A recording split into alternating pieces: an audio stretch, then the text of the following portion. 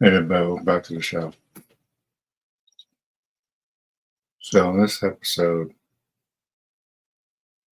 get a little more development for different characters. Harlan Quinzel is the villain of the episode.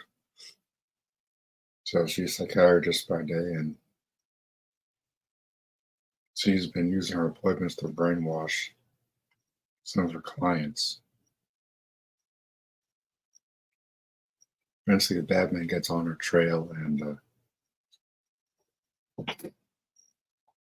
finds out where her lair is.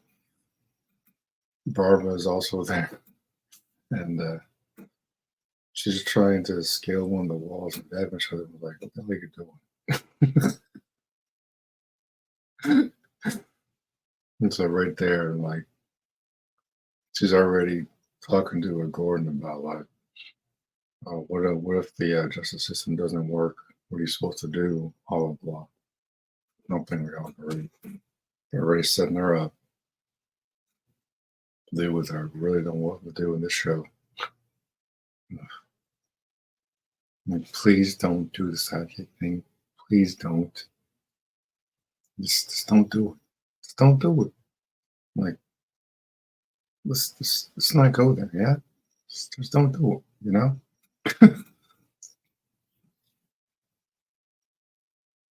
We don't need no psychics in the show.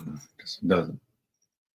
Like, it's going pretty good so far. 5 episodes in, not have that many complaints. Oh, that's good. Very good. Was like a harp, like, oh, you're just hating. Like, no, I'm being completely honest. Just why I'm so good at what I do. But like I know Montoya plays for the other team, so they tease a little bit of Harley Quinn and Montoya getting together. They actually go on a date or whatever. I wasn't really surprised to see it. Like I know Montoya is known for slinging for the other team, so that wasn't that big of a deal to me.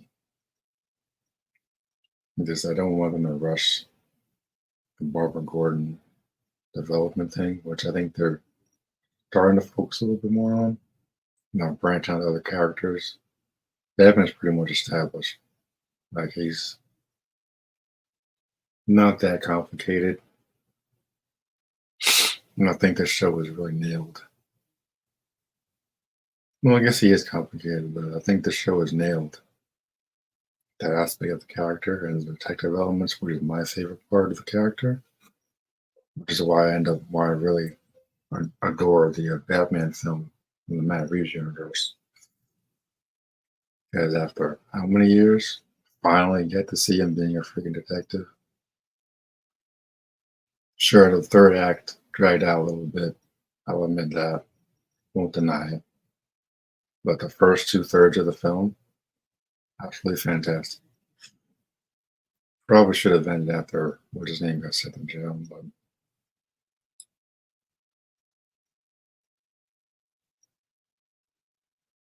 I thought they were going to kill Harley Quinn in this. But apparently she survived. She's like, oh, I gotta leave town for a little bit. I'm like, huh. So she survived her near fatal fall towards a bunch of rocks in the water. Because she trapped Batman in one of the cages and then set the place of blood. And once she realized that Barbara was there, she ran back. I guess they want to show she's not completely crazy yet, even though she like walks around like it looked like a jester with a little mallet, brainwashing her clients and all that. I'm like, huh. I say she's already past crazy town, but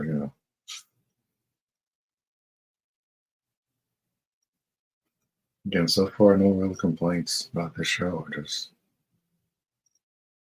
even the animated series didn't have that many flaws. I think tonally the animated series was somewhat inconsistent sometimes.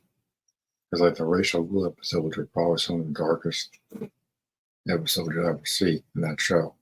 Whereas this show is completely set in the 40s, which completely sets the tone for the show. Gritty. because it was the '90s. I guess they got away with a lot more back then. But looking back on animated series,